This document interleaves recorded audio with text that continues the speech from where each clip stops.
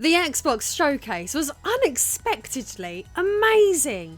Despite 2024 in general being considered to be a rather dire year for gaming and PlayStation's State of Play presentation being absolutely dismal, Xbox's showcase was surprisingly very solid, with dozens of spectacular looking games being exhibited.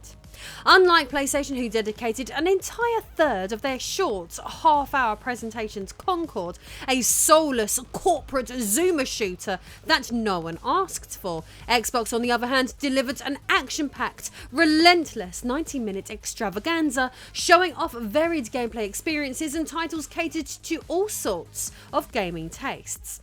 And do you know what else is better? While PlayStation comes across as looking microtransaction hungry, financially predatory, and to not give a damn about their loyal audience, the Xbox presentation reminded gamers the Xbox is the system which offers the most value for money through these unprecedentedly tough economic times, something that Sony seemed to brush under the carpet, like as though it's not even happening at the moment. Primarily what I mean by this is that in Xbox's case, after practically every game was shown on screen, they would remind us that these games can be played day one on Game Pass. No huge $70 purchases every single time you want to play a game. This is something incredibly important to remind customers who you are very aware are thinking about every penny they spend at the moment. Essentially, the whole thing came across as though it showed an incredible awareness of their core base and their needs, rather than tone deaf like PlayStation last week. So, without further ado, let's begin discussing some or maybe even all of the games on the showcase. So the first game up was Call of Duty Black Ops 6, which they were obviously doing a Call of Duty Direct immediately after the main showcase. So I shan't go into too much. I personally don't play Call of Duty games, but the trailer does look pretty cool. So yeah, not really one for me, but yeah, it still looks really awesome. I can see why a lot of people would be really mega excited for this one. The next game, not gonna lie, the moment I saw that it said Bethesda Present, I was already just ever so slightly hyped. I can't lie, I love Bethesda games, so for me that was already a good start. And then as we go through the whole presentation, what you'll find is that there's quite a few bits that have been put together by Bethesda, so I'm already a bit of a fan, just a little bit. So as the trailer had got into sort of a full swing, I was sitting there thinking, what is this? It looks medieval. I'm like sitting there trying to place, what is this? And all of a sudden it starts going almost like a bit mechanical looking. I'm like, what is this? Racking my brain trying to guess what it is. I was enjoying it already. And then it starts going into like all the action and I'm like, oh my God, what is this? Oh my God, is this a Doom game? No, surely not. Oh my God, it's a Doom game. So yeah, amazing looking. Doom, the Dark Ages. It looks absolutely sick. I cannot wait to have a go on that game. It looks brilliant. I'm very excited for that. Absolutely on it. The next game, I was like, oh, what's this? Is this like a Walking Dead game or something?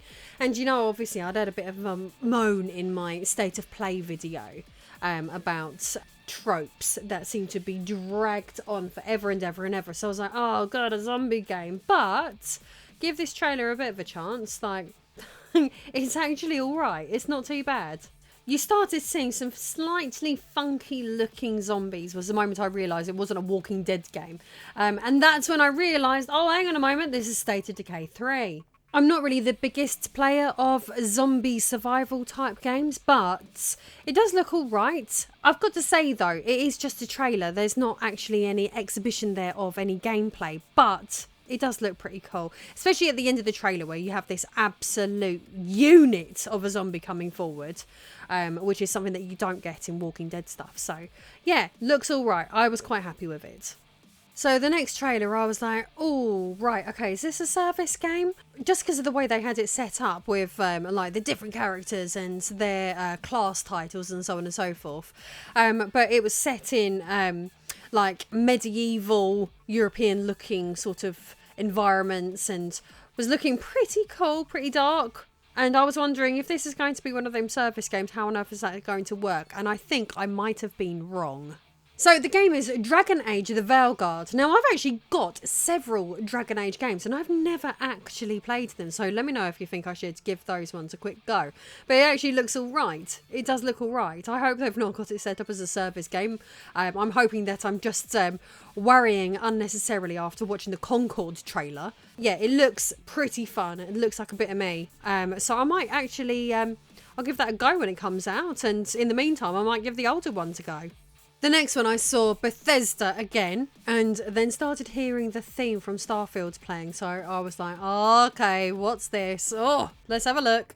So apart from watching sort of like maybe the first 15-20 minutes of Starfield on some Let's Plays, I haven't actually had to go on it yet myself. So is this going to be the thing that actually kicks me into gear and encourage me to actually start that game? Because I've been meaning to and just not got round to it yet. And I was watching the trailer and I thought, oh my God, that almost looks like a little bit Event Horizon. And I'm starting to get into it a bit. So if I needed any more of a carrot to get onto playing Starfield, I do think Shattered Space is going to be that carrot. It says it's coming out this year, so I will absolutely be giving that one a go. Oh, but that's not all. It looks like for people who have already got Starfield, it looks like there's a load of downloads that they're going to be able to have on the game. So yes, I really think I need to get on Starfield sooner rather than later. Again, another Bethesda one, and I saw Sugar Bombs and I was like, oh, okay, you've got me, it's Fallout. So yes, I do love Fallout. I haven't played Fallout 76 though, I really haven't. The last one that I played, and I played it to absolute death, was Fallout 4. So yes, I was absolutely like quite excited when I saw this one, because I thought, you know what, this is going to give me a reason. It's going to give me a reason to play that game. So yeah, it was a brilliant trailer. I liked how different it was as well, that it was almost set up like a 1960s television program with the Vault-Tec presenter and the panel there taking the telephone calls, and then it was interlacing it with gameplay and a ghoul overseer as well. Quite liked that. And yeah, it looks absolutely fantastic. Again, another carrot for me to encourage me to actually install that game and have a go on it after having it on my shelf for such a long time. But then they drop it at the last moment. Oh, you get to play as a ghoul. No, I always wondered why we couldn't play as a ghoul previously, or why the character couldn't start like turning into a ghoul and so on and so forth. But now we actually get to play as one. I'm so happy. I like that a lot. So yes, that's going to be out in a couple of days and it's straight on Game Pass. Yeah, love it. Very, very consumer friendly. So the next game is something I've never seen before, Clair Obscur Expedition 33. This game looks absolutely brilliant, like outrageous. Like the trailer, as soon as it opens, I'm like, what the hell is going on? Honestly, colour me intrigued. Like the first part of the trailer where it just shows sort of like a story trailer showing, I guess, what's going on in the game. And I am already like so keen. I cannot wait to have a go on this game. Even better than that, it seems to have some JRPG elements to it. So yeah, love that. Very excited for that. Very, very excited for that. The art style of the next game is absolutely glorious. It's so different looking.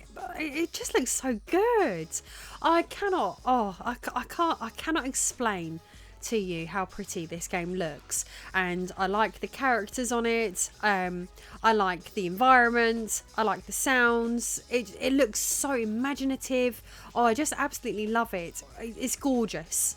But this is one of the trailers where you actually get to see some of the gameplay, and it looks so fun and a little bit scary, but mostly fun.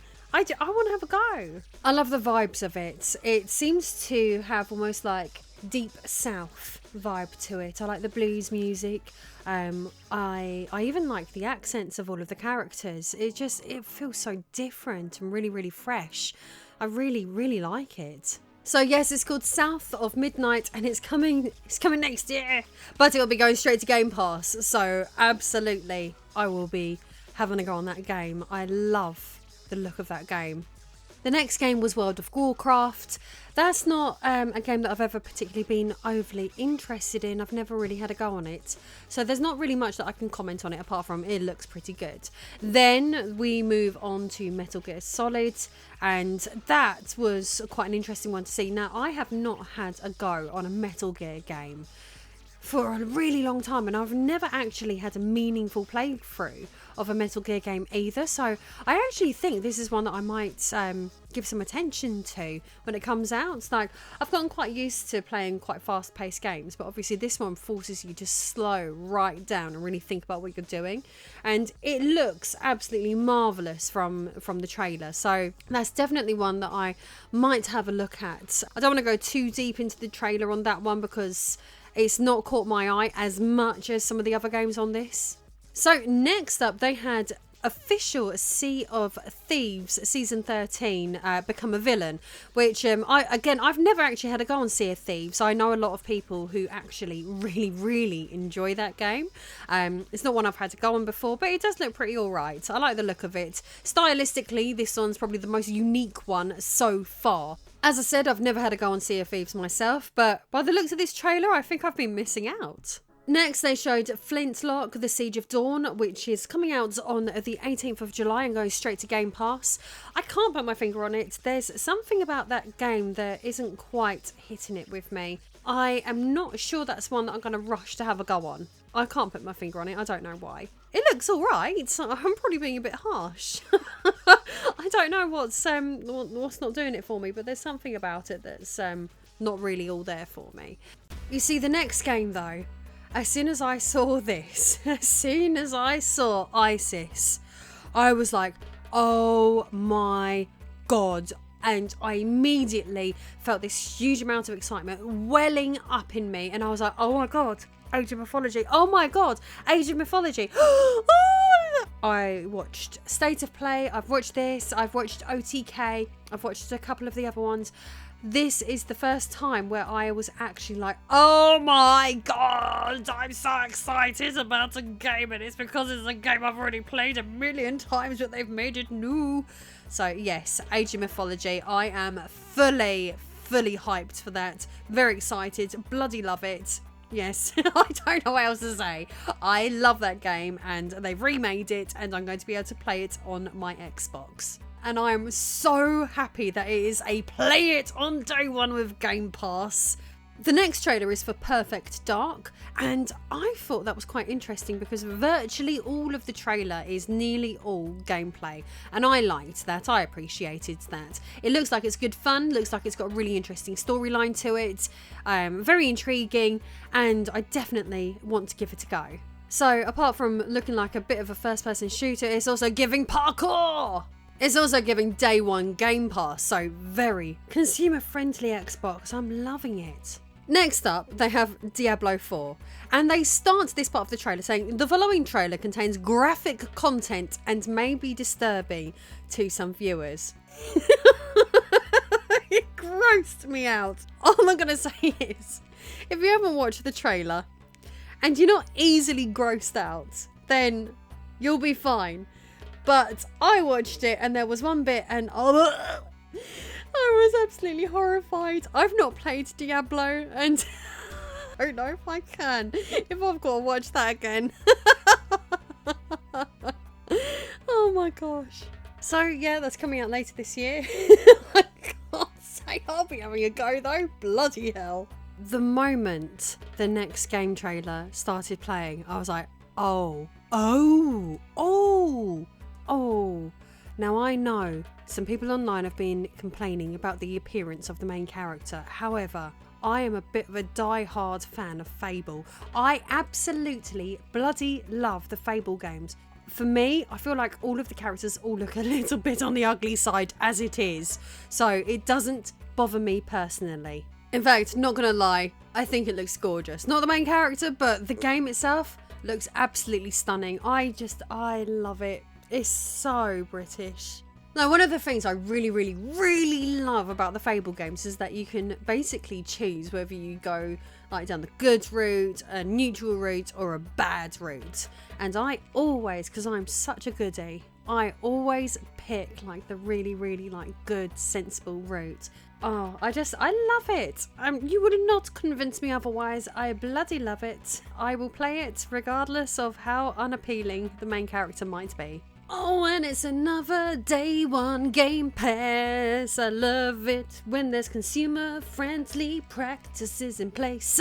Next up, there's Fragpunk. Not really interested in that one. It looks like a service game Zoomer shooter, and so I'm going to give this one a quick skip. What I will say though is kudos to Xbox. At least you didn't make the first third of the entirety of your bloody presentation all about one of these games. I mean, because that would be really thick, wouldn't it? Oh, but the next game is so cute. It's got mouses. It's called Winterborough. It's got an absolutely beautiful art style to it. It's just so cute looking that I might punch the wall and then have a go on the game. And then cry because the owl took her friend. It's okay though, people, because it's on Game Pass next year. Next up, we've got a game called Mixtape, which kind of looks like it should be one of those like 80s teenage programs that you see on Netflix. It looks alright. It's not something that I think I would have a go on, but I can see how that would appeal to quite a few people, but it's just not really something that I would be interested in. It does look pretty cool, and obviously it has got a really good soundtrack to it, but again, not really like my cup of tea personally. Then we've got the Elder Scrolls Online. Again, I love Skyrim, but I'm not an online MMO type person. For me, yeah, it looks all right. I won't be having a go on it. Then we've got Life is Strange Double Exposure. I've not had to go on the Life is Strange games before. It looks like it's really interesting. I like the art style. I like the hopping between one reality and another. I definitely think that I will potentially be looking at giving that one a go when that comes out, because it just looks like quite an interesting experience. Next up, we've got a game called Mecha Break. Now, when the trailer first started for that, I thought, oh, Transformers. Then quickly realised I had that completely wrong. But it is a mech game, so I wasn't entirely wrong. But again, like, I feel like that's something that when I was younger, I was too young for proper Transformers, and then I was too old for like its resurgence. So it doesn't appeal to me, but I know loads of people who will be bang on that. And then they had Indiana Jones. Now this was quite interesting because I haven't watched the Indiana Jones movies, but this game looks brilliant. Looks like it's going to be really, really good fun. So I actually think I will play that game. Like, I've never like been particularly interested in Indiana Jones before. Definitely want to give that one a go. Like, this trailer looks fantastic for it. If it turns out that this is quite true to the movies, maybe, I don't know. Maybe I should give them a watch. It's like pretty epic. That's like saying, oh, I've never seen Star Wars before, or saying like, oh, I've never watched the proper Jurassic Park before. It's kind of crazy, isn't it? Then we had a game called Wu Chang Fallen Feathers, and I thought, oh, here we go. We've now got one of our feudal China, feudal Japan, feudal China on this one, I think. And I love that type of aesthetic, but my God, this one looks like a scary game. It does look scary. I think it's one of those games that I would like to have a go at it, but I think I will have to psych myself up for it. It's not like on PlayStation State of Play where every other game was feudal East Asia. This is like the first one, so we'll see. Next up is Avowed. Very colourful, looks very interesting, seems to have an interesting storyline. It is a storyline trailer, so there's only limited amounts of gameplay in it, but from the gameplay that I can see, it looks quite fun. I do think this is something that I would like to have a go on when it comes out. Again, I'm a bit of a sucker for that kind of game. I do enjoy them. Again, with an incentive like play day one on Game Pass, you can't really complain at that, can you? Then Avowed is immediately followed by quintessential British countryside. That looks like the Cotswolds. That is so proper rural British countryside. Like, oh my God. The game is called Atomfall, and it almost looks like it's like Fallout, but set in England somehow, and like a little bit more Second World War. It looks absolutely brilliant. I am definitely gonna be having a go on that. That looks fantastic. Stalker 2 Heart of Chernobyl looks sick. It looks absolutely bloody brilliant. It says on the game trailer that it's actually been made in the Ukraine. Like, how recently? Like, still being made in the Ukraine? Like, I don't really know what's going on over there at the moment. Like, so if that's actually been created with all of the problems that are happening over there at the moment, like, that blows my mind. With all of that going on around them, and they can create something like this. Again, it looks so good. I absolutely, definitely want to play that at the earliest possible opportunity. So the game looks like you're in the middle of a war, but there's all of these supernatural elements going on as well, so it looks super intriguing. Next you have Sarah Bond talking about some updates to the X and S consoles. I'm pretty happy with the console that I've got. I'm not going to be rushing out to buy the updated version, but still, that's nice for people that are interested in that sort of thing. And last but not least, we have Gears of War E-Day.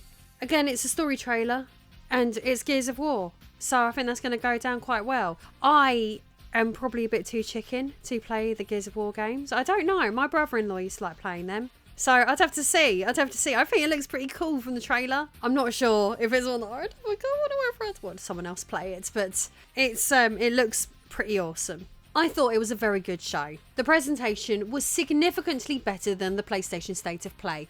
First of all, it was a much longer presentation. Secondly, it also had Call of Duty presentation right at the end of it, so it had its own bespoke show. Thirdly, it had so much more variety. There was a lot more variety in games. There was a lot more games. They gave each game much more time to breathe. They didn't waste an entire third of the presentation on Zoomer shooter bollocks. I've got to say that I do think that they've knocked out of the park with this one. I will say though that they haven't made anything that I think can challenge Astrobot. Like, Astrobot was pretty much the only thing on State of Play that really stood out to me. On this one, I thought maybe they could have done with a few more cute games. They have Winter Burrow, which looks really, really, really sweet, but it's not really a game for kids at all. It looks like it might be a bit scary for children to play. The owl. Astrobot that's going to be fun for everybody. But Astrobot alone is not enough to rescue PlayStation from this. I think Xbox have really, really, really delivered where PlayStation haven't. It's so much more consumer friendly. Yes, overall, I think it was great. I'm really happy with it. I'm really, really happy with some of the announcements. I think that PlayStation really need to take a look at this and think about their game plan going forward. This could be their undoing. This could knock them off their top spot.